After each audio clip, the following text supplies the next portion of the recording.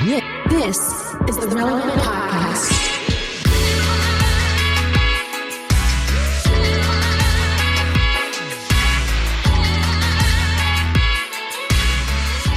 It's episode 1127, and it's the Relevant Podcast here in Orlando. I'm your host, Cameron Strang, and joining me from Loverland, Virginia, it's Jesse Carey. Hello, hello. From Nashville, Tennessee, artist, producer, mogul, Derek Miner. What it do? And from LA, you know him from Social Club Misfits, it's Marty. What's up?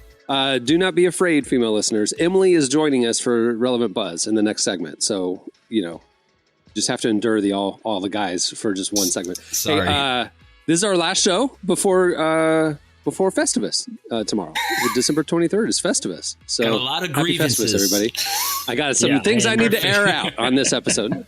Yeah, let's begin. It's going to be a 3-hour episode, and it's been one of those years, so buckle up. It has been one of those years. Earmuffs, kids.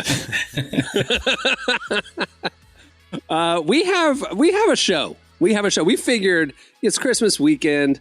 It's a pretty important holiday to our faith, you know? So we thought we're going to go big or we're going home. It's the one. It's the one. So who better? George Clooney is joining us for today's show. We have George Clooney and the cast of The Boys in the Boat, which is his new movie that he directed. It's coming out on Christmas Day. So to celebrate Christmas properly, he wanted to join us here on the Relevant Podcast. So I've got a Christmas take that I want to toss your guys' way. I saw out on social media, I can't remember what platform, but I saw people griping about a Christmas pageant at like a mega church in Texas. I didn't do the deep dive Texas on mega church. They go wild. But I mean, like it looked like trapeze type of stuff. It was lit. It was Cirque Day, so Christmas. It was wild. It was like that Thanksgiving, 20 years ago that people look back on now when Creed was playing, and for some reason they had those like super buff dudes on like doing like the ribbon dances on the field, and there was a lot of backflips going. Take me higher, and it looked like the toes. You know what I'm talking about. You know what I'm. And it was just like it was like the year after 9/11, and it was like we're back, baby. We are like America can't hold us down. Nothing will divide this nation. Nothing. And it was nothing. It was muscle men dangling from ribbons, doing flips, while Scott Stapp is just singing his hearts out.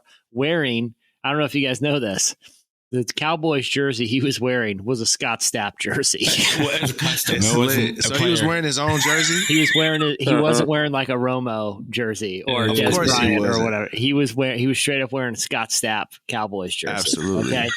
As he should be. And it was tucked into jeans, and his hair was flowing, and there was muscle men doing ribbon flips, and it was. Oh, you said it was tucked into his jeans? It was tucked into the jeans. And if you have a Stapp jersey, you got to tuck that boy in. And look, it was sold out Dallas Cowboys Stadium, like the heart of Texas, and all of America is eating turkey and just celebrating. Like this is where we are. I felt like the pageant, and I only saw a couple clips, but I felt like this is the Christmas pageant equivalent of Scott Stapp on Thanksgiving Day. And I saw a lot of people, didn't like it. For a variety of reasons. And I get Christmas is about, the humble arriving of the savior of humanity, born in a manger, not much fanfare happening. Parents on the run, all this stuff. And they say it goes against the spirit of Christmas. I don't really care either way. Do you guys have a take on whether churches should do these big elaborate deals? Well, I have a take on the Creed in Cowboys game. My take is okay, so when Michael Jackson performed at the Super Bowl, how big of a cultural impact that was to like African American to urban music. This was the white people version of that. You have people pointing their toes. You have muscle men. Finally, we've made it. You have like it was so patriotic. It was not patriotic, but it was patriotic because they had these guys with the trapeze, the muscle. We've all seen the video of Scott Stapp performing, and he's doing all these things, and he's like really into that performance too. He's like his arms. He's doing because he's not with anybody. He doesn't have any anybody else to like rely on. So he could just do this as much as he can he's not do. playing guitar. It's just him and a microphone. It's like a bowler, like a bowler when they get a strike and he can just by doing himself. The fist pump. yeah. So if you watch it, he's just doing this a lot. And so I think that I need to see this clip. You guys I've never it's one of my favorite videos. It really is. It's really amazing. Oh, yeah. The church thing, though, it was so interesting to see how it revealed how people feel about the church, because like there's so many people who like got jaded and left the church, whatever, and they were posting it going, see, churches shouldn't even be nonprofit, and like they used it as fueled their anger. And then there was people going, this is hilarious. And then there's people going, why is Santa up there? Like there was so many people that were confused like about it. And then there's people who like loved it. It was just so insanely over the top. I don't get it, but that's why I don't go to that church. So it's fine. Facts. Each his own. I go to one every year. And this is like just like that. I go to one. My parents buy tickets for it. You got to buy tickets. And so it's at Fort Lauderdale. It's like they've won Tony Awards. It's such a big performance. And this person, what's the category? Best church pageant? Like what's the Tony category? Best live performance. They have like famous people. Like they have straight up. It's First Baptist Fort Lauderdale. This is the story actually. A guy had gone to the church for years and he was super wealthy. And he said, or actually it was a woman. When she passed away, she said, I want to give all my money to the pageant because I feel like it's such a beautiful outreach. And so she gave all the money to the church as long as they use it for the pageant, even though they do charge like $60 a ticket, but they have like, it's random, right? So like last year, $60. Yeah, $60. Well, my dad wants to do first class reservations. So he's in the very front. But last year they had true story. Last year they had King of Country and Wayne Newton. 1 year they had like Dolly Parton and they had like real actors. It's a whole situation. I love it. I'm not ashamed of it. I love the camels in the middle of it. They give hot chocolate. The money goes back into the community. It's one of those situations, but it is $60 and it's a really awesome. I love it. Someone's got to pay Wayne Newton. Someone's got to pay for King of Country and Wayne Newton to do a Vegas show in Fort Lauderdale. Now. I'll say this. I don't really have an opinion. I just don't really care. There's too many things to care about other than like a church's pageant budget. Right. But I will say I get uncomfortable at living nativities. I don't know about you guys, but there's a church in the front of my neighborhood and they do it. The main and it's like, so it's a manger scene, right? And there's people who are dressed up as if they are, Mary and the wise men, the whole nativity crew. But they always bring in, but who cares, right? Like no one's pulling over the car for that. But this is right on the main road. When people pull over outside? Yeah, it's outside. In Virginia in the winter? That's right. They're all bundled up. There's usually a fire going. But usually the crowd pleasers, they bring in a couple like camels and stuff. I don't know if you guys have seen a camel up close. That is a massive animal. And like, I don't like being around large animals. I just don't. Like, I don't like being around large dogs. Like, have you ever been in the ocean and a dolphin swims up? Like, there's tons of dolphins in Virginia Beach all the time. Dude, they're all fun and games. You get a 400-pound animal, wild animal in their territory. Like every time I'm at a living nativity, which is about once a year, I'm always thinking, dude, if that camel goes crazy right now, like we are in trouble. No one's stopping it. No one's like, if that camel just decides today's the day and I'm going to rampage. Jesse, help me out because I've never in my life seen a living nativity ever. Okay. So how long are they outside? Like hours. All like evening. All night. Yeah, you sign up for the whole shift. Yeah. Yeah. If I'm being honest with you. All night. Wait a minute. Hold on. Yeah, let's run it. Let's do it. Some clarity. Let's get some clarity going for Derek. So this is exclusively white. Like so.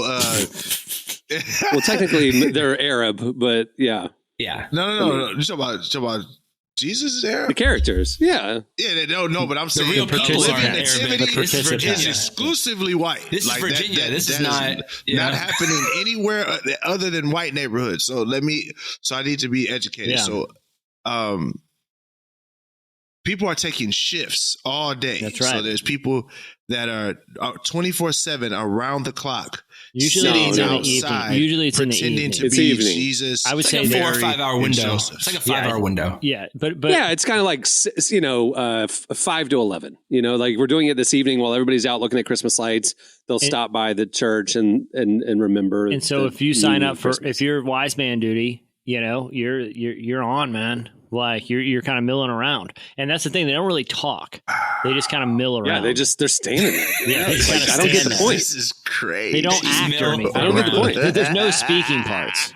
There's no speaking. I feel like parts. it's not a white thing. It's more of a liturgical church thing. I think of like Lutheran churches. But the weird thing is, No, I'm just saying, always, like it's not like mega churches in the suburbs necessarily. It's when I think of the churches that are doing it, it's the older churches, the old people churches, the Lutheran church, that kind of church. The church that does that in my neighborhood is like a Presbyterian, like it's probably a 150-year-old Presbyterian church.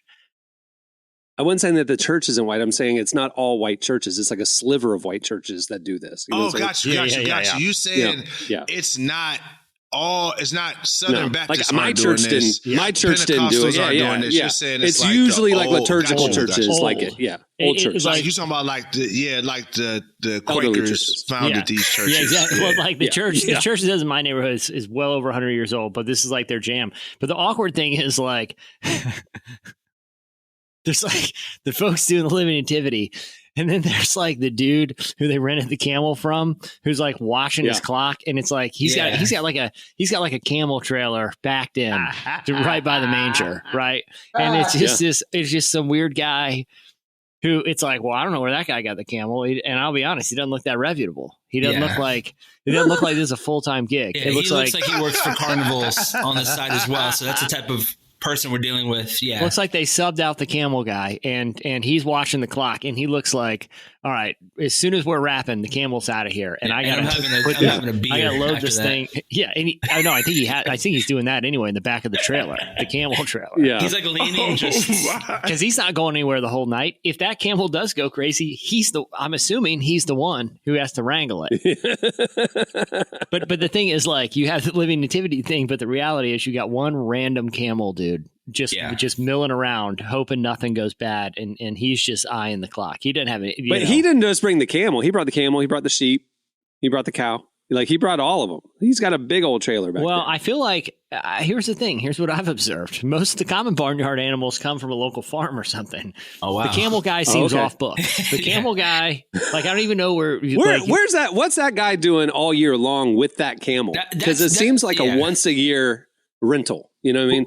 He's got to feed that camel for 11 and a half months, like exactly. Where's that camel living? In Virginia, though, like, too. That's I think Christmas is very special because it employs a lot of people.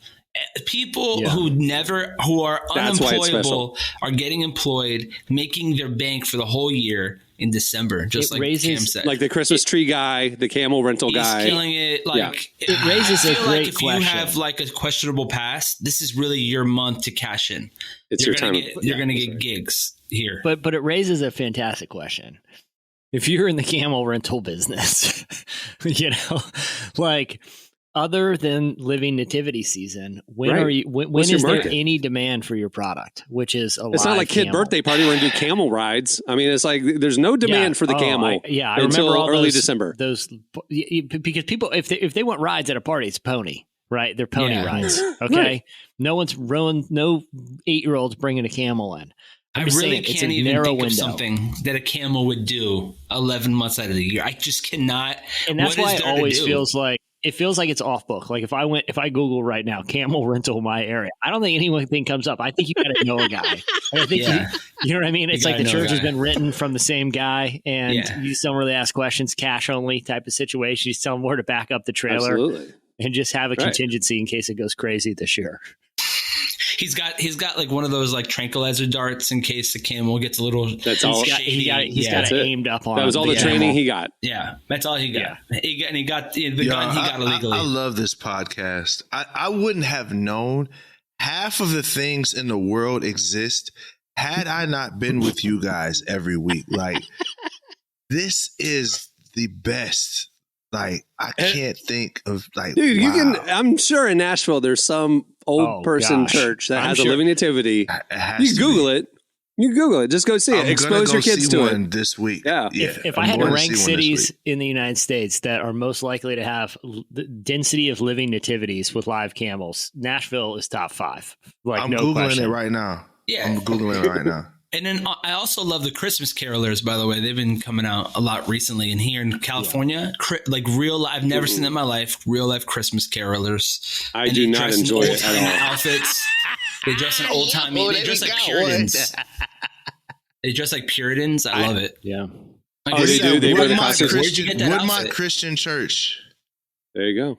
They Woodmont have a Christian living Church. nativity. Ain't not one person that looked like Jesus on this nativity either. Well, it's a baby. Derek, is there live animals? I'm looking to see right now. I don't see any. They've spent their budget on live animals. That's the thing. They spent all their budget on hay for the manger. They couldn't afford the Yeah. actual camel. All right. Well, let's move the show along. Stay tuned. Up next, Emily joins us for Relevant Buzz. Come on and deck the hall with boughs of holly. Listen, baby, deck the halls with boughs of holly. Fa la la la la la la.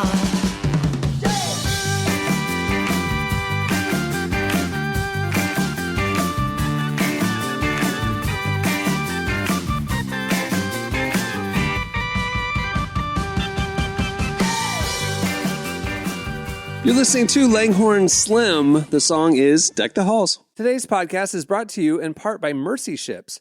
Globally, 5 billion people lack access to surgical care. In sub-Saharan Africa, there's only one surgeon for every 200,000 people. Mercy Ships provides free, life-transforming surgeries for people who have little to no access to medical care. They help the blind see, straighten twisted limbs, remove deadly tumors, treat cleft conditions, and so much more. With state-of-the-art hospital ships, they provide safe surgery to children and adults living with treatable conditions, and it's completely free of charge. They do all this work with an all-volunteer crew of professionals who donate their time and talents. Surgeons, stewards, nurses, engineers, and more make the world a better place. Your donation today provides free, safe surgeries to people in desperate need of help. All gifts are matched, so please donate today at mercyships.org/relevant. There we go. Oh, sorry, y'all. Full-size stable, living camels, sheep, and donkeys, as well as shepherds, Mary, Joseph, and the Messiah child lying in the manger. Wow. Are you going to see it? Are you going to go? Derek, you gotta Glen go. Levin Presbyterian Church. That's where it's Presbyterian, see? Presbyterian. Yep, it's you're always right, those- y'all. What did you On call the it? money. Quaker? Who said Quaker? I did. Derek, you need to go and you need to talk to the Derek's camel knowledge guy. of white churches it starts with Quakers. It's either megachurch or Quakers. That's his You range said right old. there. I was like, I mean, it don't get I no meant older than old that, people. right? Cultural appropriation. I mean, old people To see go this. to it. You know, it's Oh, all I thought- white-haired people. Like, not an old denomination, like ancient. Derek, can you go and just record on your cell phone a brief Yeah. interview with the camel guy and just find out what the story is? Swear to God, I'll give you $50 if you could do that. Just be like, look, Bro, man, don't play with me, bro. $50 is $50, bro. I'll go out there today. this week on the Relevant Podcast, George Clooney, as well as the camel rental guy from the Woodward Baptist Church living nativity scene. He's not allowed than 500 feet of his school. Like, that's the type of person we're working with here. You know what I'm saying? We're working with that type of person, so that's why I would have to, we need someone like Derek to do our man on the ground. Question number 1: where'd you steal this camel? Hi, Emily. Welcome to the show. Emily Brown, everybody.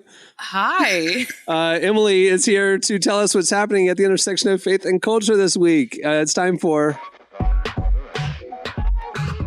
Relevant Buzz. All right, what's happening, Emily? Well, it's been a big couple of months for celebrities in faith, with people like Kat Von D, Julie Moonves, and Daddy Yankee all speaking out about their faith.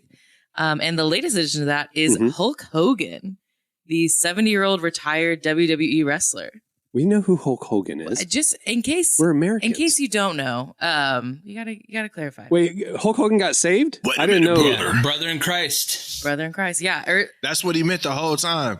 Let me tell you something, brother. He meant brother in Christ the Yeah, whole he time. meant That's Christ crazy. The whole time. Well, That's funny. earlier this week, he posted a video of his baptism on Instagram. And a few weeks before that, he posted on Twitter his the decision to dedicate his life to Christ. And I actually do want to read what he wrote because I genuinely love it, but it is like the most WWE way to kind of announce your salvation. And it's great. Yes.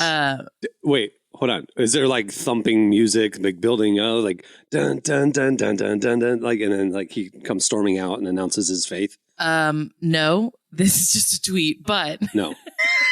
Oh, it's a tweet. Got it. Okay. But he was oiled up, if that makes it any better. The no is the best. Instead of ripping his shirt off, did he like rip a Bible or rip I don't know. I feel like ripping a Bible maybe wouldn't be.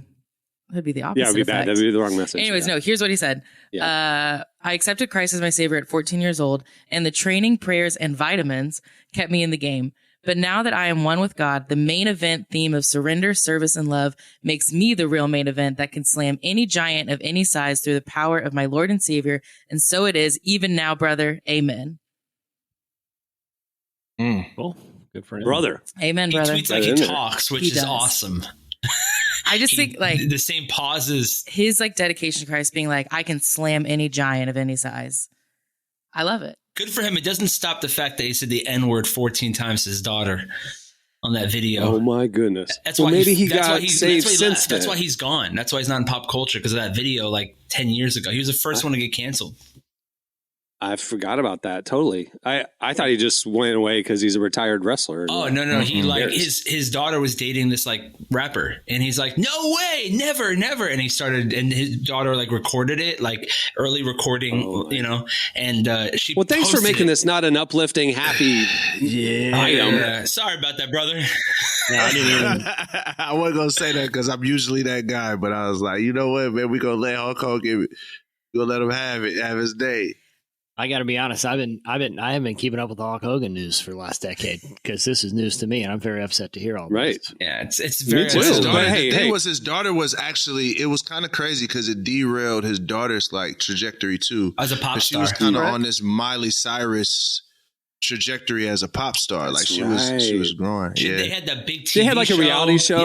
Yeah, they did. They had that big show, Cam. Well, yeah, because when like I never knew him. I mean, I knew he was a WWE wrestler. I feel like I more knew him from the reality show, and he was just. Are you kidding me? Wow. Emily? Okay, wow. pause. I had That's action cool. figures when I was a kid. Yeah. No, I still have the shirt. I love Hulk Hogan. I don't care if he said bad words against Spanish people. I still love Hulk Hogan. I just love him. Hey, look, black people still rock with Hulk Hogan too. For the most, like it's just he's Hulk Hogan. It's just like You can't dang, change bro, an older why man. you do that? You know what I'm saying? Like he's too old for us to educate. Well, apparently you can. What? Well, Yeah. that's Right. true. I think The it's- right, blood exactly. of Christ can Exactly. cut Come through. come on, Emily, You can preach. slam any giant of any size now. This is interesting, So- though, this dynamic of like these celebrities who were famous previously are like coming, speaking out about their faith. Because like Rob Schneider, he got super weird and political and anti-vax Yeah, and stuff. he But got like weird. Rob Schneider's been talking about his faith, becoming a Christian in the last year. Obviously now Hulk Hogan, Kat Von D, Daddy Yankee. This is interesting. How about the up and coming people? How about the actual famous people now? Not the people who were famous 10 years ago. Give us some. We don't want D-list celebrities. I wanna see. Give us some A-listers. Start small. Here's what I want. Because Christian culture is often a retirement home Mm. for a lot of people. Bro. It's- I mean, I'm that's kinda what I was sorry. implying. I'm I mean, yeah, I know. sorry, Speaking but of it's which, true. Speaking of which, Yeah. now is Yeah. the time to revamp, bring back better than ever the Power Team, and we have Hulk Hogan lead this charge, and Jeff he's out there Jacobs. What's ripping the up, power? name? Oh, He's- the guys that rip phone books, Wait, right? John Bucks. Jacobs. It was John He's- Jacobs. Yeah. bending, John Jacobs. crowbars, inflating hot water bags. I with met lung them. I Power. Dude, performed the- in the Power Team- They were closing out a show that I did once, like a couple years ago. Like there's still, Is John Jacobs still involved? No, I Like, guess he's, like, in his he 60s? did something that like canceled him, like something bad. I don't know what it was. I think he did something like I think Vice did a whole documentary on him, but he still has the ministry Let's and it find still out. goes. It still moves. And we performed, and then like afterwards, they got more of a reaction than we ever did as a band. They were ripping phone books. They blow into like a bag and it blows up. Yeah. They have new ones too. Like they have new things. They've kind of updated the system, but In May 2000, original Power Team leader John Jacobs divorced his wife Ruth Ann. This was followed by numerous members leaving the Power Team to form a new ministry called Team Impact. In 2002, the Power Team filed for bankruptcy. Todd Keene has been the president since 2003. He divorced his wife. That's all it says. Okay, good. Good thing he didn't. I don't want to Google it right now and then see John Jacobs, because all I'm getting is Jingleheimer Smith. And Vice did a documentary in 2015 called "The Power Team Was the Bloody Evangelical Freak Show That Ruled the '80s." And Vice they has a were whole thing about it. parodied in Righteous Gemstones like 2 seasons ago. Oh, yeah. But No, there's still a running gag. All right, well, yeah, thank God he's still doing ministry and didn't do anything bad. Lord, forgive me for saying that. No. He did. He did. Oh, he got arrested on assault charges in May 2000. He grabbed somebody by the shoulders and slammed him into a wall. Anyway, he got sued for assault. That's not a big deal. And That's then not divorced his like a wife. bad Big sin deal. in the Christian You're the guy world. that's getting slammed in the wall. It's It's a called bit of a big roid deal. rage for a reason. There's rage with the roids. Come on. I'm not mad at him. I'm not him and what's his name? Hulk Hogan. They're still good in my book then. The Power Team, if you go to thepowerteam.com, they call themselves Power Team 2.0. Oh, wow. Thepowerteam.com. You can go check it out for yourself. the point is this. When I was in the 80s, in the late 80s, they came to our church. Like I loved saw it. the original Dude, Power I Team. loved it. And the ripping the phone book thing, and like they would always, they'd stack up the concrete bricks and then like climb up 20 feet in the air and slam it with their head, and the whole stack would split in half. Shoot, for real? Yeah.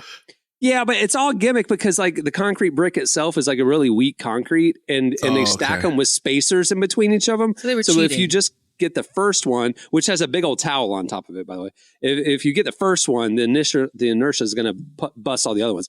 It looks amazing, but he just has to head slam the first one. And the phone book thing, there's apparently like a angle that you can do, and it'll rip. Like you don't have to be like a freak show roid guy to do it. Like there's a trick to it. I didn't figure out the trick. Tadashi did that one time on tour. That's why I found out about the Power Team. I never seen him, but Tadashi did it on tour. He's Samoan. Yeah, he's he was born in the Power Team. I feel Hulk like Hogan launched Power Team 3.0. That's what we want. That's what we want to see. And then I want to book him for our corporate event. That's the goal. What if you showed up to like a Christmas party and was like, yeah, we don't have a band this year, but we do have the Power Team. And they're going to heavily proselytize during, but just enjoy because they're ripping some phone books. It's going to be rad.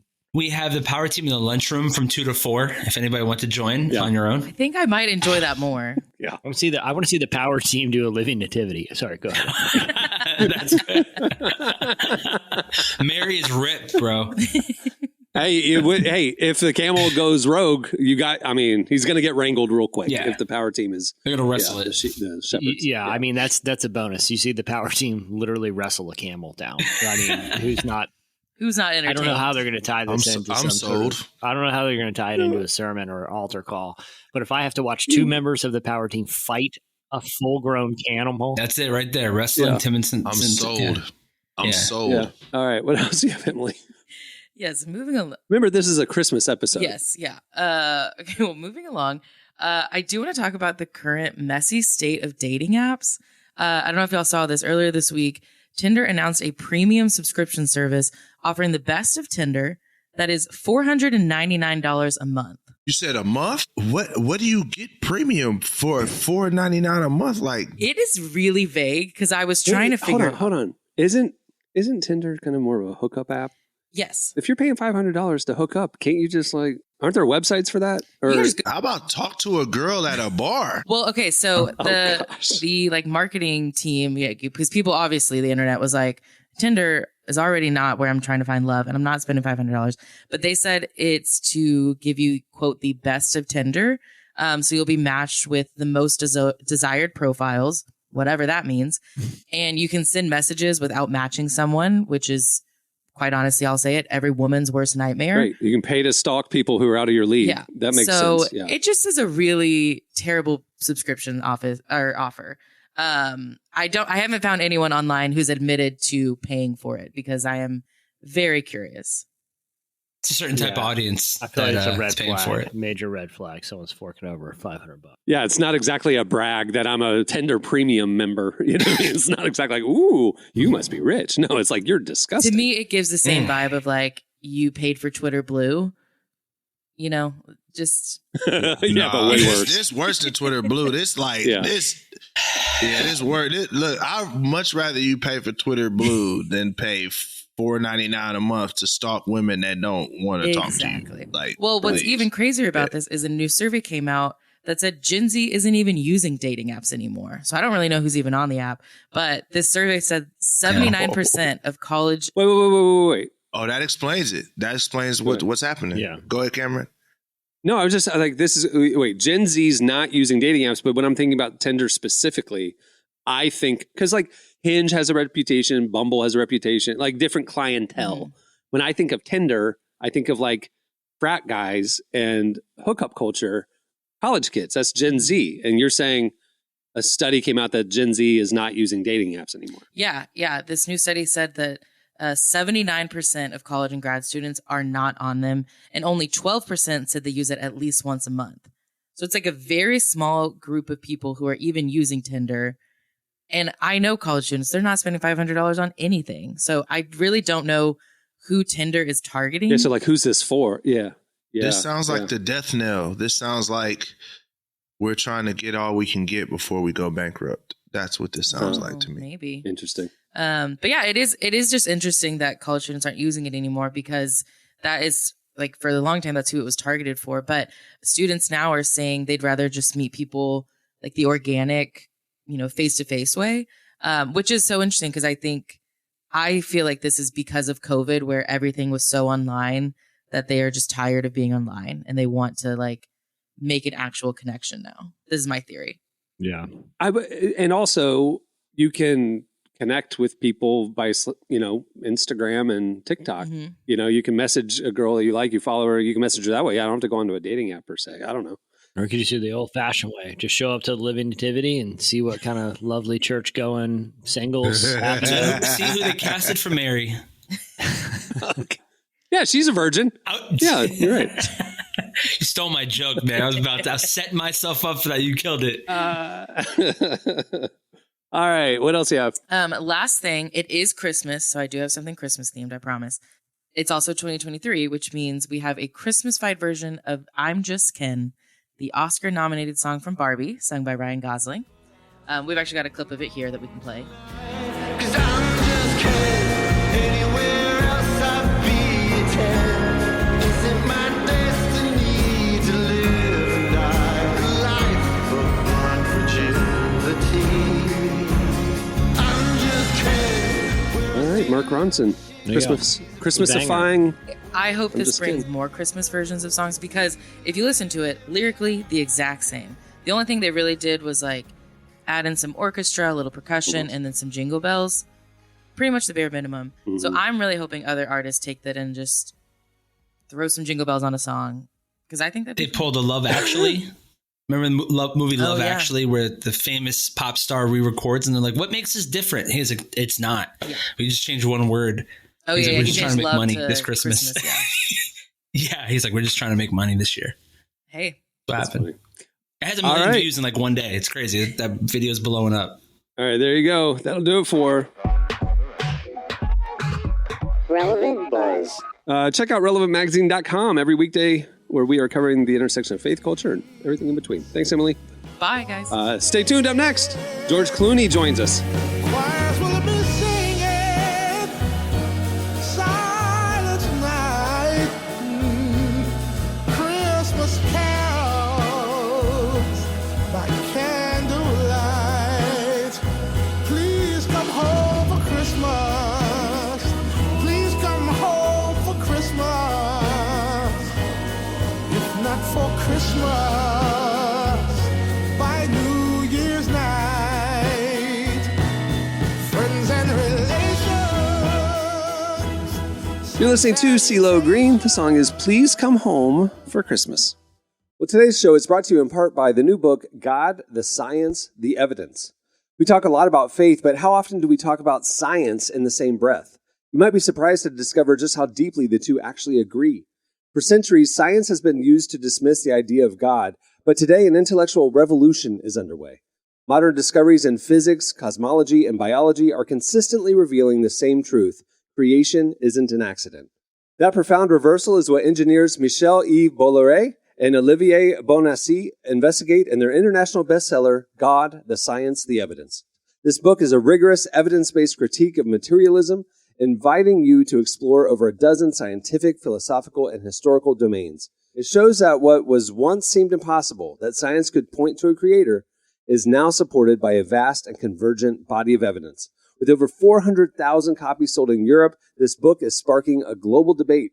It's thoughtful, fascinating, and a powerful reminder that reason itself affirms the existence of God. Learn more and find out where you can purchase your copy today by visiting godthesciencetheevidence.com. Well, we have kind of a fun thing in store for you today. It's a little bit different of a feature interview. On Christmas Day, the new film The Boys in the Boat drops, and we've got the stars of the film and its director, George Clooney, joining us. We spoke with all of them about creating the movie and why we need to hear the inspiring true story of an Olympic rowing team now more than ever. Now, a little behind the scenes note. The interviews, it's actually 2 interviews, so we're going to split this segment into 2 parts for a better listening experience. So first up, you'll hear our conversation with George Clooney and Joel Edgerton. And then we'll speak with Callum Turner and Hadley Robinson. I'll play a little of the trailer in between. So here's our conversation with George Clooney and the cast of The Boys in the Boat.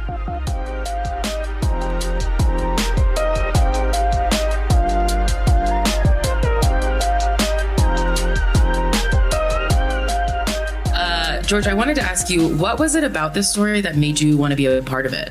I like sports films in general. And I like this story. I like that it's a true story. I like that it's sort of, you can't believe all the things that went wrong for them. I like stories about people pulling themselves up by their bootstraps. I like the romance of it. There was just a lot to it. It felt like an old fashioned movie. And I sort of gravitate towards those kind of films. Do you have a favorite sports movie? I have a few. I would tell you that I would watch The Natural from the beginning to the end anytime it's on TV. Love Hoosiers. I think it's a masterpiece. There are quite a few. Pride of the Yankees with Gary Cooper. There are a bunch of them I like. Okay, I got to add some of those to my list. That's good to know. Yeah. Joel, I want to hear from you. Why do you think this is a story that people need to hear today? Look, coming out of the period of COVID lockdown when I was in Sydney, I was sort of craving watching a kind of movie like this, and luckily enough I'm in the career that I could then participate in being in one. But, there's something about that period that's a good reminder, I think, that when things go bad, when chips are down and when adversity hits, people with nothing become the most helpful to each other. And it's a really great lesson that I think our core values as a human being is that we want to be together. We want to, cooperate, and we want to help each other. And sport is one of those things that, it stands above politics. It stands above so many things that divide us and unifies us. And I think sports movies make us feel good. And I think it's really important that every now and then, you get to see something that reminds you that human beings are actually at their core really, really decent animals. There's also a great coach, Jim Valvano, NCAA coach, who he was quoted as saying, "Every single day, ordinary people accomplish extraordinary things." And I think that's an important thing to remember. These people weren't supernatural heroes. They were just ordinary people with great drive. And so that was pretty fun. I loved that about this film too. Like I just always love a good underdog story because I think that's something that so many of us can relate to. I'd actually love to hear from each of you. Have you ever felt like an underdog, and how did you overcome that? I always feel like an underdog. Yeah. I feel like as a father, I just feel like, how can I be a better father? How can I be a better partner? How could I be a better actor? How could I be a better writer? I feel like we're all secretly walking around with one voice that's whispering in our ear that we can't do stuff, and that we got to find it in us. I think that's why I believe we just relate to the underdog, because we are the underdog, all of us in some ways. There's also a funny thing for actors in general, but you can go through the list of almost anybody. you could have a film out, that's a film you've done and you're proud of it, and you can have 100 good reviews, and you can have one bad one. You listen to that, and that's the only one you could hear, and you're like, I knew it. So there is this element of you that always thinks you're getting away with something, that you're not really who you're portraying out there. And so the underdogs play very big roles in our careers. Yeah. Well, like I said, I love an underdog movie. I loved this movie. Didn't think I would ever care so much about a rowing team, but I was like on the edge of my seat the whole time. So just a wonderful job to both of you. There are some moments in life you'll never forget. The Depression hit everyone hard. No jobs, no food. We were broke. Looks like you still owe a balance on this semester. So what's that about, making some money? Yeah, the rowing team. You're on it, you get a part-time job included, cheap place to live. 8-man crew is the most difficult team sport in the world. The average human body is just not meant for such things. Most of you will not be chosen. Beautiful speech, Coach. You're announcing the team today. Are you gonna make it? We rode out of need. Come on, boys! The need to stay in school, the need to eat, to sleep. We gotta keep these, right? As long as we stay on the team. Washington Huskies coach is bringing an inexperienced vote to competition. They said we couldn't compete with the richest schools in the nation. The Washington vote has taken the lead. Washington has done it! I got 9 seconds under the course record. Olympic year this year. Olympic year? I didn't realize. That bunch of kids rode like no one else that's ever come through here. Everybody else tires, they just get stronger. We have a boat that I believe could qualify for an Olympic spot. Hope you know what you're doing. They said we couldn't beat the Germans. We gotta beat those other schools first, but Coach says we have a shot. Maybe we can row as a team. If you guys don't get yourselves figured out, you're not racing at all. The boys, that boat, that's all I got. But they didn't understand who we were. The show what's in this book. I don't believe what I'm seeing!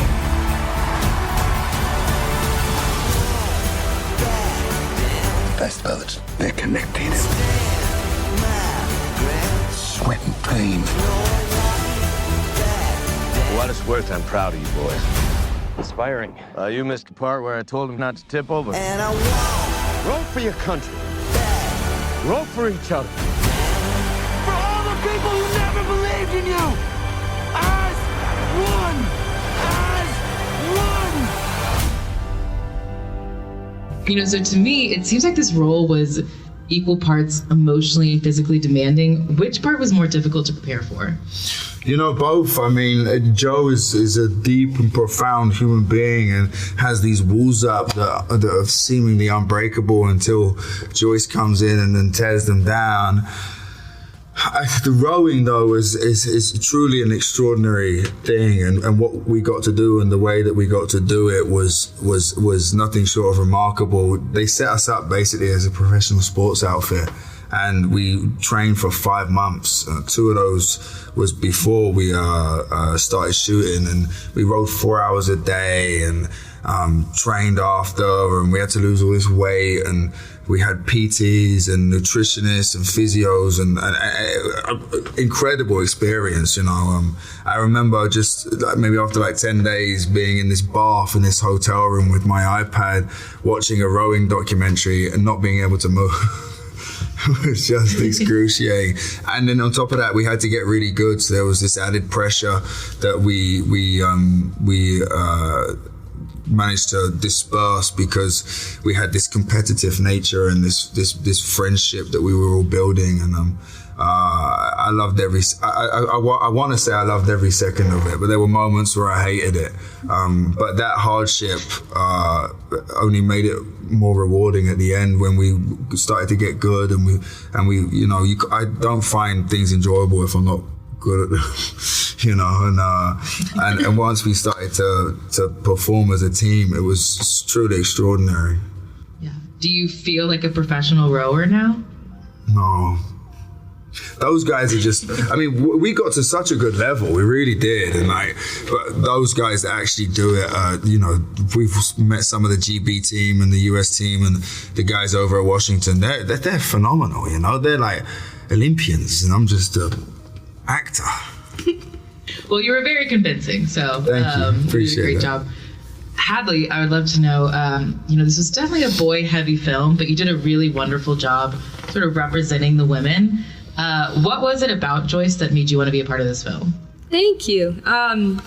It is pretty boy heavy, but it's so funny. In my head, it's not, because I kind of see all 8 boys as sort of one, Not in the sense that, but it's like you're a team. Yeah. So it's like there's the team, and then there's this beautiful love story. But I think like you need some feminine energy in this movie, and I think. I don't know. I think maybe all the boys they're working their butts off to be a part of this team, but also just to make enough money to have a place to sleep and something to eat. And I think she kind of is the part of the story that offers up kind of a positive light juxtaposition, that energy of survival. And I think she's in a similar position, but she's approaching it from a different perspective of sort of like I'm a go-getter, but I'm going to do it through positivity and sort of a lightness. That's actually all the time I had, but thank you so much for speaking with me. Like I said, I love the film. I'm excited for everyone to see it. So thank you so much. Thank you. Yeah, I appreciate it. Nice to meet you. Yeah, lovely to meet you.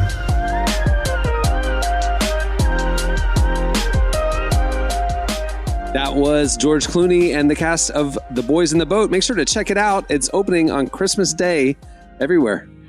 All right, stay tuned. Up next, it's your feedback. Have yourself a merry little Christmas. Let your heart be light. Next year, all our troubles will be out of sight.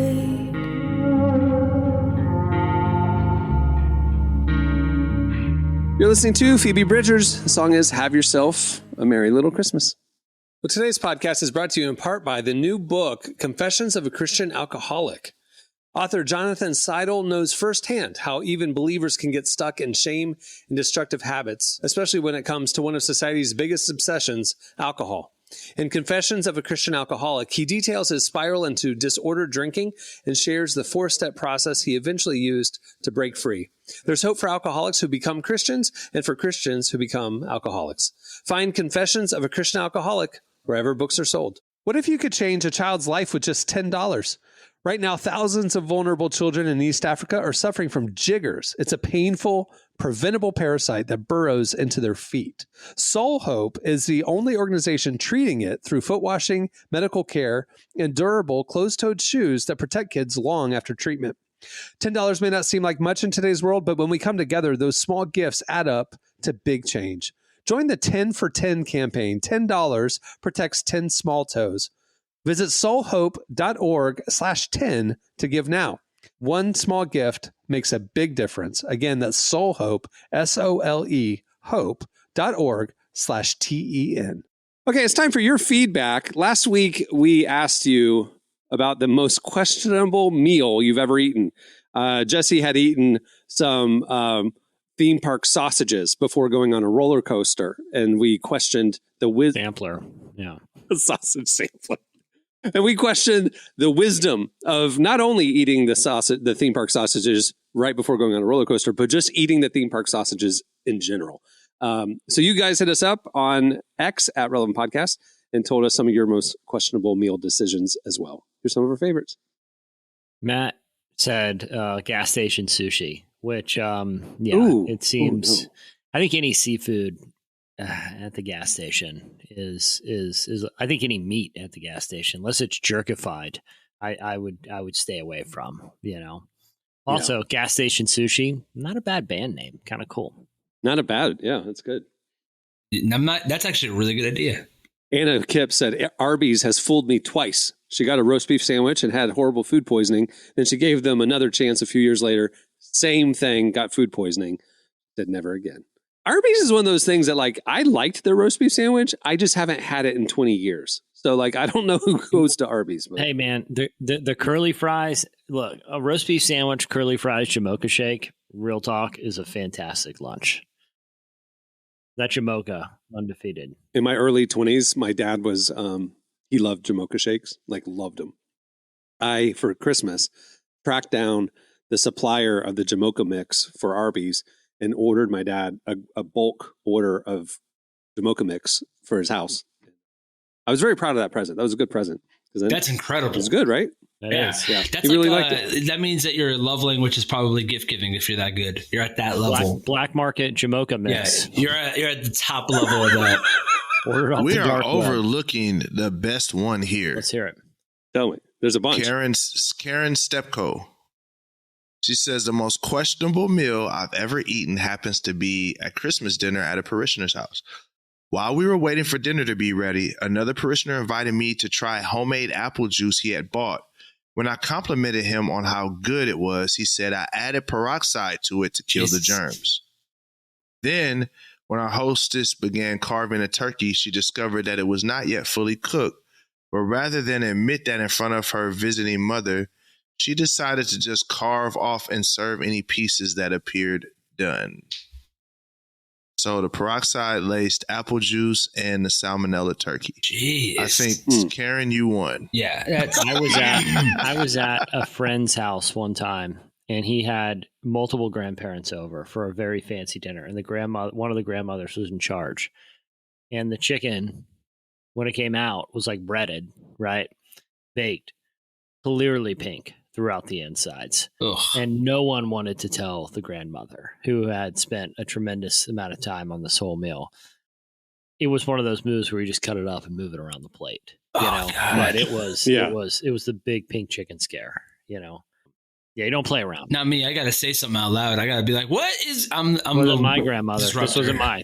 This was a friend's house grandmother situation, and you could tell there was a lot of tension. You could tell this might have happened before, and when somebody said something, it created a whole family incident. That was the read that I had. You know, say something or die. What's that old commercial as a kid? Say something or die. When it was drugs, well, now it's for grandma's turkey. Now say it's for something or die. meats. So it was the grandmother that made the turkey. That's usually grandma is the one that got this. To learn. She didn't. I don't know if she ever learned her lesson. I think she's been eating the pig chicken. She didn't kill herself by doing it. Yeah. Amy Ewing said it wasn't a whole meal, but it was an international appetizer that looked like a chocolate-filled pastry. So she was excited. She took a huge bite. Turns out it was a plantain stuffed with refried beans. So maybe that'd be fine if I know what it was, but when you're like thinking it's going to be a chocolate pastry. I'm trying to find what culture that's from. Off camera. What is that from? Is that not, though, the worst sensation is like when you went to go grab a bite or sip of something and you're expecting something dramatically different? Like, you know what I mean? Well, it's like Michael Scott at the Diwali party on The Office where he bites into the thing and he goes, "This is the worst s'more I've ever had." And she goes, "It's a samosa."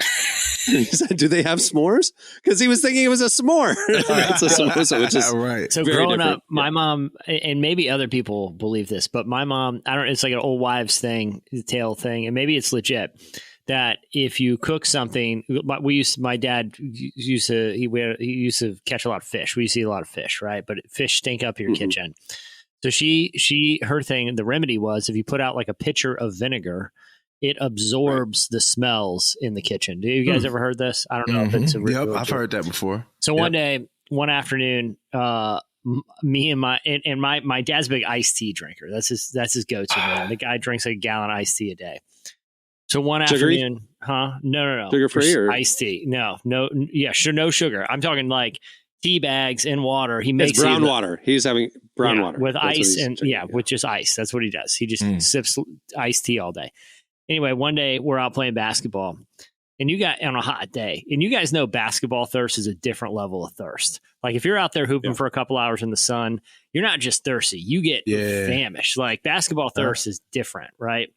You need that sunny D. So we go in the house and we're both like sweating, and my dad sees the tea pitcher out and he pours a big glass, right? And he takes it and he starts I'm gulping down a drink, He takes 3 big sips and goes, "Ah!" I thought he was having a heart attack. I'd literally heard guttural sounds like he's going, like wigging out. And I thought my dad is having like stroke or something. Like he had poured a giant glass of vinegar because my mom had left it in like the pitcher. That's great. It was so hot that you're all you're thinking about is I got to get hydrated. And he's pounding. He's and it's the perfect color too. And he got like 3 gulps in before it hit. And then it's like just chugging vinegar. My mom came running in. He was probably so mad at your mom. Yeah, he was probably so upset at her. So upset. It was her fault. But it wasn't her fault. She didn't do anything wrong. It was her fault. Dude, I literally thought he's having a heart attack, right? He said this is some kind of weird medical thing. Like it. How old are you? I was about 14. Those, as a 14-year-old, those like it's like the first time you've ever heard your dad do something like that. So it's like jarring. Like, what's happening here? You know. The only other time I had, and Cameron, you've heard this story. When I first, I lived in Florida for a while after college, and I moved to Tyler Clark, who OG listeners will remember, but he worked at Relevant for a long time. But we were going to be roommates. We got an apartment together, but I've never met him before, right? We moving into an apartment, but we're splitting rent with a couple dudes. So we've never met the guy. He ended up he's a great friend, but like at the time, we didn't know him. And he's like, we need to go pick up some stuff for our apartment, like shower curtains, just stuff that you need, right? When you move into a new place. He's like, hey, let's go. We'll pick up some essentials, right? So we get in his car. And like I said, he's from Indiana. I'm from, I was living in Oklahoma at the time. So we're new to Florida. And it's hot as it is, Florida in the early summer is like a swamp, right? So the windows are down in the car and everything. He turns on the car. And again, I've never met him. And he turns on the car and I'm just sitting there in the passenger seat and I hear like making these sounds that I have never heard a human make.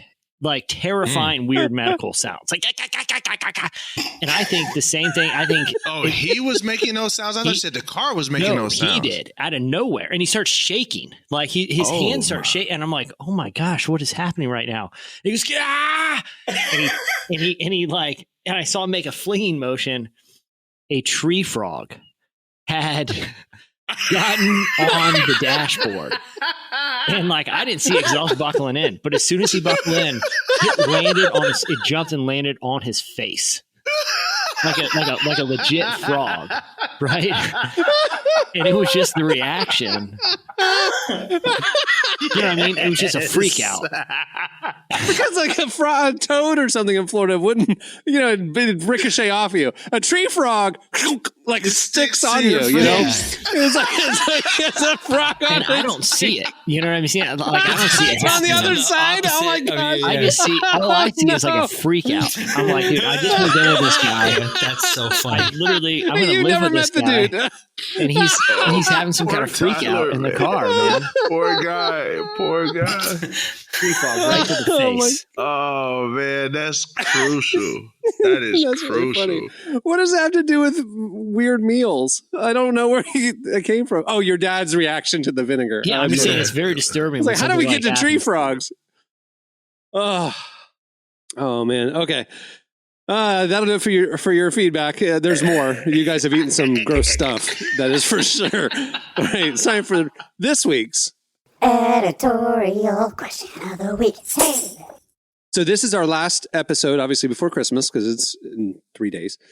Listeners, next week, right before New Year's, we'll have an episode for you. But this question of the week will be in the first week of January. So for this question of the week, we want to know your predictions for 2024.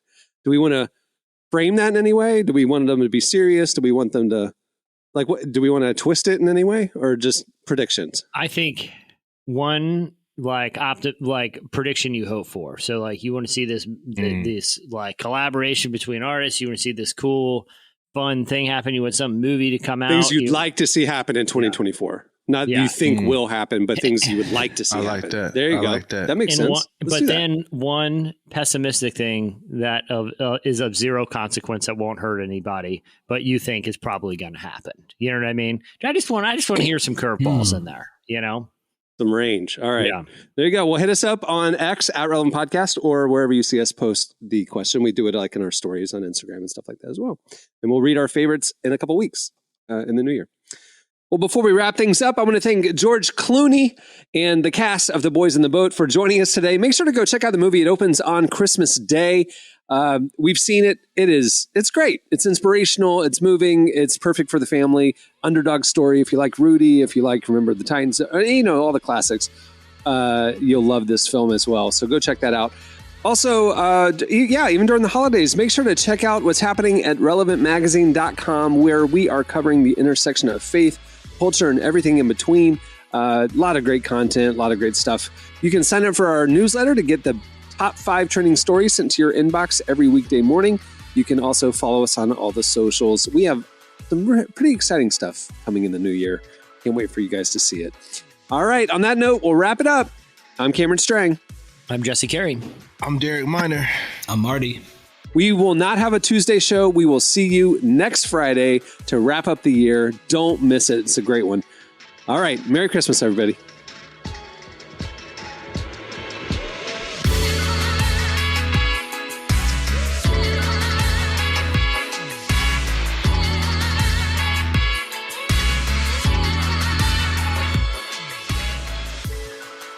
Thanks for listening to the Relevant Podcast. Check out our features, interviews, and news updates every day at relevantmagazine.com. And make sure to follow Relevant on Facebook, Twitter, and Instagram for the latest.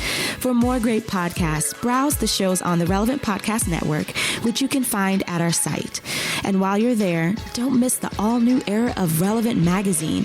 A new issue releases every other month at relevantmagazine.com.